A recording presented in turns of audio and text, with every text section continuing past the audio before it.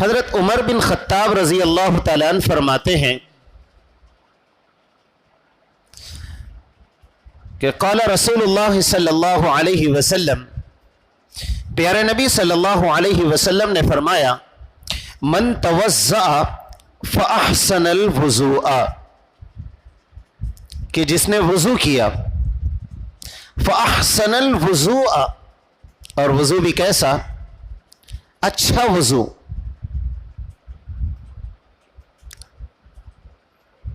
سنن کا لحاظ ہو، مستحبات کا لحاظ کر رہا ہو، عمدہ وضو کرنے والا ہے، اچھا وضو کیا۔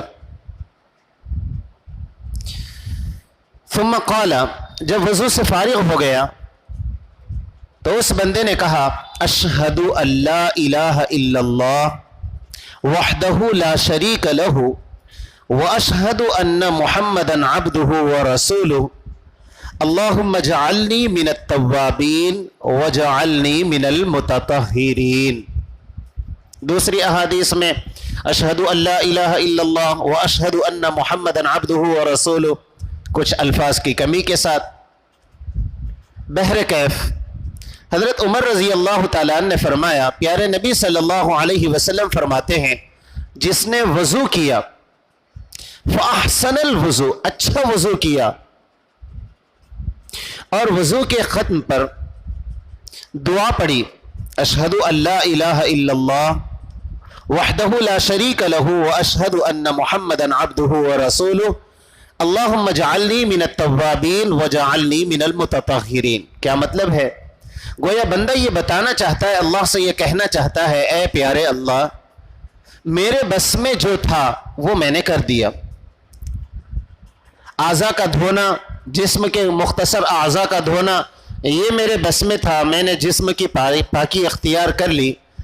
اے میرے پیارے اللہ، میں گواہی دیتا ہوں آپ کے سوا کوئی معبود نہیں، لا شریک لہ، آپ کے ساتھ کوئی شریک نہیں۔ اللہم اجعلنی، اللہ مجھے بہترین توبہ کرنے والوں میں سے بنا دیجئے، اللہ بہترین مجھے پاک صاف لوگوں میں سے بنا دیجئے۔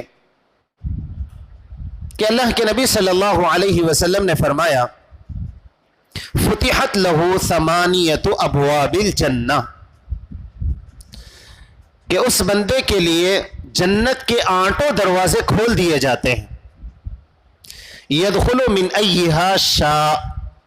پھر پیارے نبی صلی اللہ علیہ وسلم نے فرمایا کہ وہ بندہ جس دروازے سے چاہے جنت میں داخل ہو جائے۔ عمل کیا تھا؟